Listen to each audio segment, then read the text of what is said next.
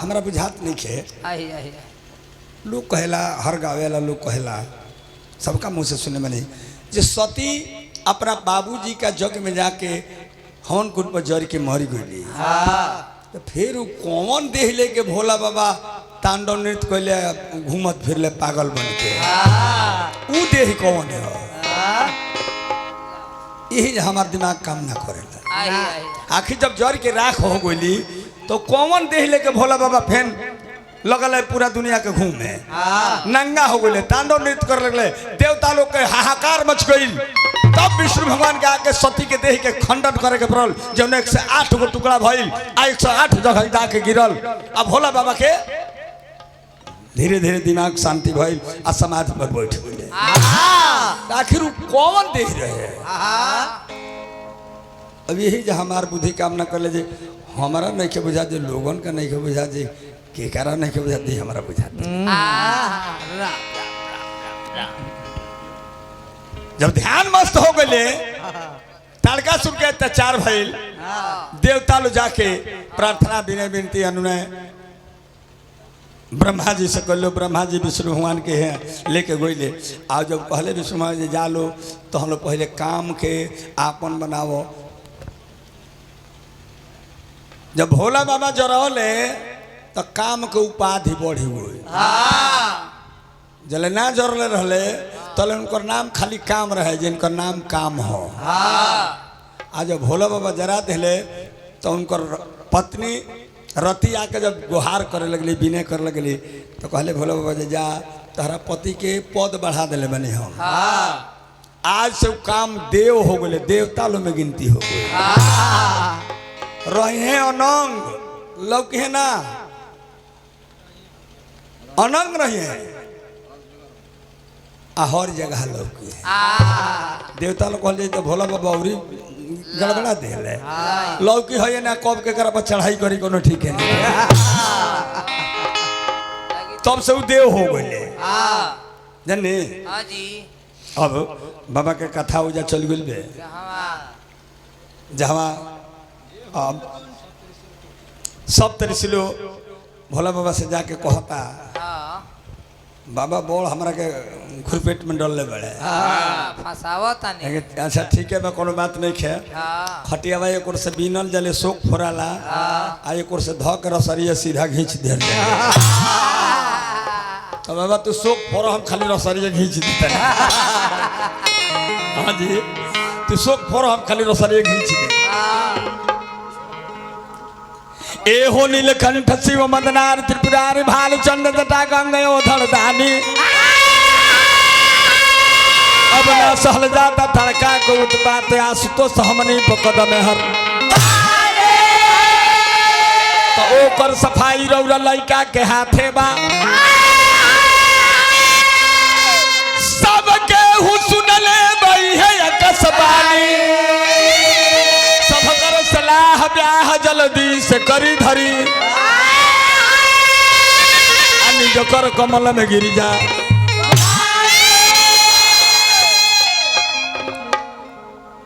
जब काम अपन कमाल देखौले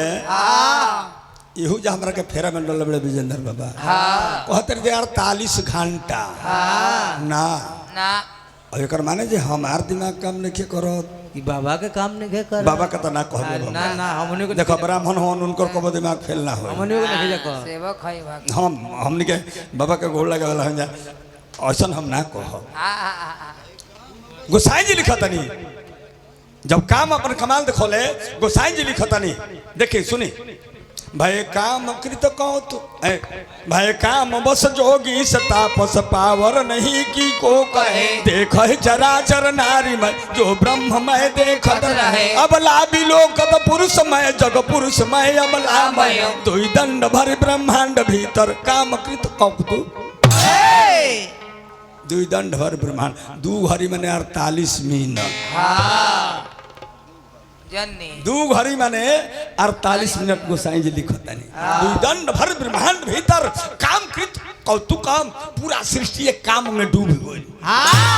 लड़का बूढ़ सियान केहू के कोनो रिश्ता नाता ना जेकरा देखो दे गई हमारी काहू कब होई होई अरे आवा हो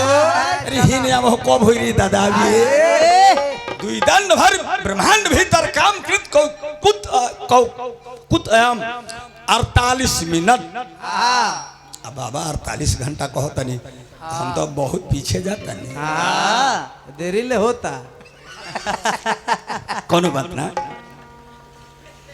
भाई। ग्रंथ रामायण सतकोटिया पारा जे जहाँ ले पावेला वहाँ ले धावेला। पढ़ले बा अब हो में हम तो अनेरे यहाँ का हमारा का भैया कहत नहीं। हम भैया जोग मने रो हमारा का बबुआ जी कहे भैया कह के हमार बियाह रो काटे के फिर अब ए देवता लोग कहले बाबा बियाह करी कहले जे कौन लड़की में जौन हमारा बफिदा भइल दे। एक तो दुआ दूसरे बियाह जालो लड़की से पहले हमार शिकायत करो लो। हमारा शिकायत के सुन के खुश हो जाई तो जान जहलो जे शादी कैंसिल हो गई। हमार शिकायत सुन के जो तो हम लोग खिसिया जाए वो लोग तो मारे पड़ जाए तो बुझलो जे शादी पक्का। तब देव सब तरह सूर्य आके जगत जननी भवानी जहाँ ध्यान लगोल बड़ी वो जाके हाथ जोड़ के कहता लो जन बाबा गौनी हो हमने के गुरुदेव गावत जे सजनमा तोहर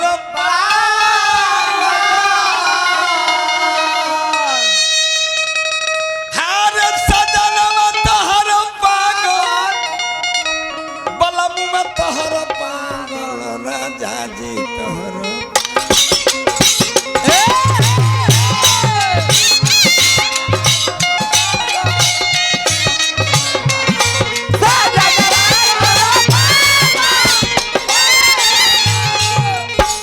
दिन ठोकर पावे के बाद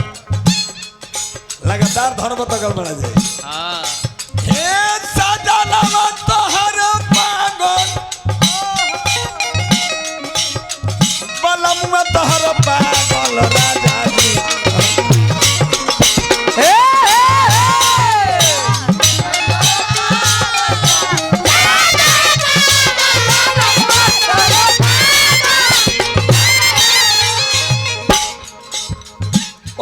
देवी जी। हे भवानी जाना लड़का खाती जाना बर खाती बर का पतई से बात ओकर दुआर पर से घूम के आवत केहू बा ओकर के है न भाई बा न देहात बा न केहू गोतिन दिया दिन बा बाड़े पगल राजा तीन भर चलता गाजा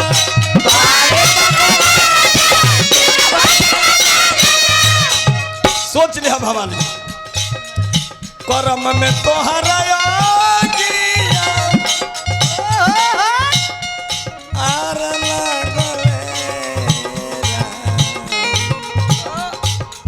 अभी अभी हमारा राजनारायण बाबा हमने के पुरस्कार देने बाबा के गोला के बने करम में तोहरा अगिया लागले रा बलमुआ तोहरो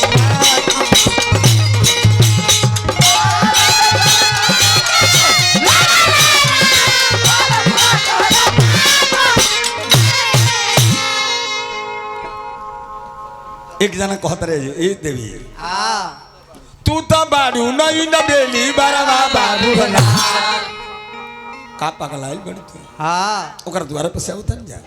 हरा उम्र में ओकर उम्र में था बा दो तीन को बांस काट के लगाओ जाई तब ना लगी तू तो बाड़ू नहीं न बेली बारवा बाबू ना मलपटो कर का पत बाटे बाड़े न झुरपुट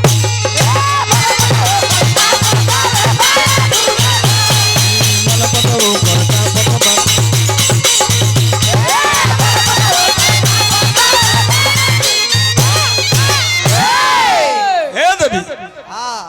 सच बात है अभिमानी बताओ तो ये से बात है पहले से एगो लड़का बानी उनको बाटे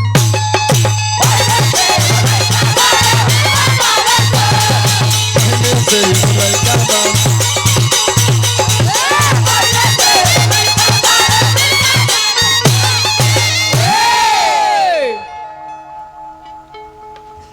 तीसर का देवता कहते जे हमारा तो चिंता बा हाँ जे तहरा उनका कैसे पटी चौथका देवता कहल जे बुर्बक लखा का बतिया उतर हो पटला का फेर में बड़ा पटी ओकरा बाद कटे लगी जब पट जाई तो कटला में देरी ना होई कैसे कटी कैसे कटी कैसे कटी ये देवी कैसे कटी ओ गजेड़ी संग रतिया कैसे कटे जैबू ससुरवा त सासुरा ससुर ननद देवर नहीं गोतिनी भसुर कैसे पटी कैसे पटी कैसे पटी ये देवी कैसे पटी पटी अनिसैल संग रतिया कैसे कटे जब बात सुनी भवानी अरे ये सुनी सभे मुनि बाबा ऐसे हमारा मतलब का बा मन में अपना मानव ना केहू के सलाह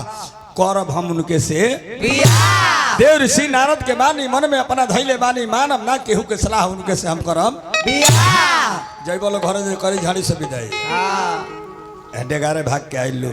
आ कहल जी भोला बाबा मेरी बारात साजो हो तार शिकायत सुन के तो दुल्हन बुझा ले झाड़ू देह में ठेका दे अरे जाए सब है बेटी हाथ से कह दी बारात के खिया पिया के व्यवस्था में लागोस हम अपन बारात सजावे लगे नेवता भेजावे लगे शिव जी के ब्याह यूपी बिहार बंगाल तीनों प्रांत में जौन धुरान का गा दिले ओइसन ब्याह केहू से गवाई ना हमने के गुरुदेव जी नियाजीपुर हमारा सोझा के बात है लहरी बाबा से कहिए ए बाबा सी विवाह लिखी ना तो लहरी बाबा अपना मुँह से कहिए व्यास जी जन लिखवाई सी विवाह भल जी का है कह जे तेरे धुरान गा दिले बड़े उतना निक से ना केहू से लिखाई या ना उतना सुघर से केहू से गवाई अब ऐसे तो हमने के खेवा पूरा कर दंजा ड्यूटी खाली नहीं तो उतना निक ब्याह केहू से गवाई ना हमारा बुझाला धुरान का गाँव तो बुझाई जे शिव जी के बरतिया में संगे संगे गोई रह अब वही के इन्हें सोने कह के हमने के गा के अपन जीविका चलाओ तंजा बरात सजावे लगले न्योता भेजा दिले तो जब हम जब शिवाजी के गण लोग साजलन बरतिया अब भूतवा पर तवा पीछा सके जमतिया अरे सब बिछी गोदर के पतिया चल भरिया ए सखी सब बिछी गोदर के पतिया चल भरिया ए सखी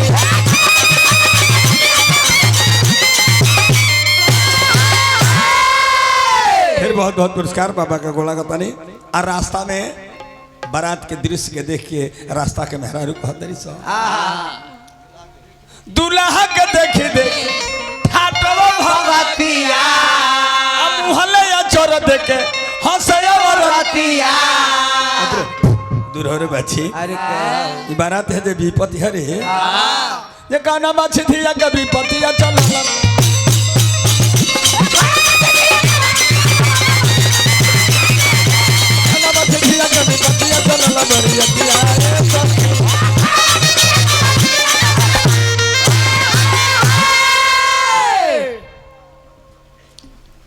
और कोनो लेकिन शिव जी के बारात में ना रहे ओ मुख ही न विपुल मुख का कोनो लेकिन न रहे शंकर जी के बारात में बारात सधत के चलत या देवी देवता भूत पिचास हाकनी डाकनी भूत मनेच पिचासनी सब सांप बिछी गोजर छछूनर सब लाइन में जा रहा हमने कहा प्रसंग में ही जा विराम देते नहीं जा ऐसे जागा बाबा निमन से गावे ले रोरा सब लायक गा दी हैं हमने कहे जा प्रसंग में विराम देता नहीं जा देखिए गीत कोनो बाउर ना होला मिजाज बाउर होला समझदारी गलती होले एगो गीत बड़ी पुरान बा